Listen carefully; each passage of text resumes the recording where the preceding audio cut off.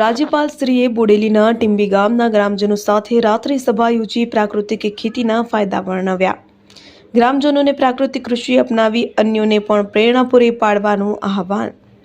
આવનારી ભાવિ પેઢીને ફળદ્રુપ જમીનનો વારસો આપવા સાથે પ્રકૃતિનું જતન, સંવર્ધન અને શિક્ષણના સંસ્કાર આપવાનું આહવાન કરતા રાજ્યપાલ શ્રી આચાર્ય દેવવ્રતજીએ ભાવિ પેઢીના ઉદ્ધાર માટે વ્યસન મુક્ત સમાજ નિર્માણ ઉપર ભાર મૂક્યો હતો। છોટાઉદેપુરના બોડેલી તાલુકાના ટીંબીના ગ્રામજનો સાથે રાત્રિ સભા યોજી પ્રાકૃતિક ખેતીના ફાયદા વર્ણવતા રાજ્યપાલશ્રીએ ઝેર મુક્ત ખેતી થકી ધરતી માતાની સેવા કરવા આહવાન કર્યું હતું। પ્રધાનમંત્રી નરેન્દ્રભાઈ મોદીના માર્ગદર્શનમાં મુખ્યમંત્રી ભૂપેન્દ્રભાઈ પટેલના નેતૃત્વ હેઠળ રાજ્યમાં પ્રાકૃતિક કૃષિની ઝુંબેશ ખેડૂતોએ હર્ષ ઉપાડી લીધી છે। ત્યારે પ્રાકૃતિક કૃષિલક્ષી વિવિધ યોજનાઓનો લાભ મેળવી જમીનને વધુ સમૃદ્ધ બનાવવા માટે રાજ્યપાલશ્રીએ હાકલ કરી હતી। તેમણે ઉમેર્યું હતું કે તેઓ રાજ્યના વિવિધ તાલુકાઓના ગામડાઓમાં જઈને પ્રાકૃતિક કૃષિ મોડેલ ફાર્મની મુલાકાત લઈને પ્રાકૃતિક ભોજનનો આનંદ લેશે। તેમણે ઉપસ્થિત ખેડૂતોને રાસાયણિક ખેતીને તાત્કાલિક જાકારો આપીને પ્રાકૃતિક કૃષિ માટે સંકલ્પબદ્ધ કર્યા હતા। સાથે જ અન્ય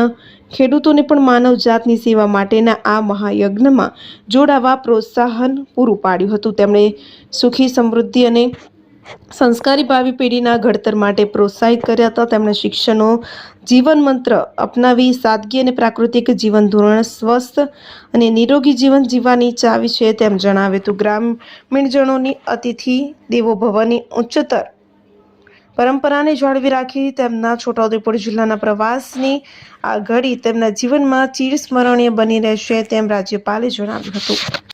મારું નામ રાઠવા પ્રફુલ્લ કુમાર અમરસિંહ, ગામ ટીંબી, તાલુકો બોડેલી, જિલ્લો છોટાઉદેપુર।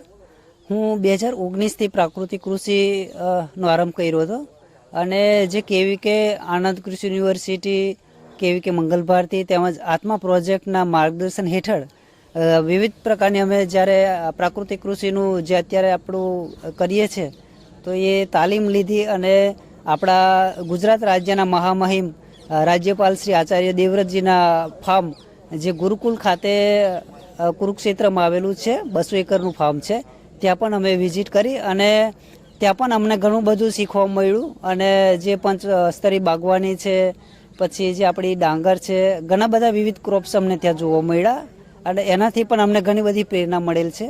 તેમજ આત્મા પ્રોજેક્ટ સાથે અમે ઘણા વર્ષોથી સંકળાયેલા છે, તો પ્રેરણા પ્રવાસના ઘણા બધા પ્રાકૃતિક કૃષિના મોડલ ફાર્મના નિદર્શન થકી પણ ઘણું બધું આપણે પ્રાકૃતિક કૃષિનું અમને નોલેજ પ્રાપ્ત થયું છે અને એ જ અત્યારે અમે અમારા ફાર્મની અંદર કરી રહ્યા છે। તો બીજા ખેડૂતો પણ આનાથી આપણે પ્રેરિત થાય અને પ્રાકૃતિક કૃષિ તરફ વળે।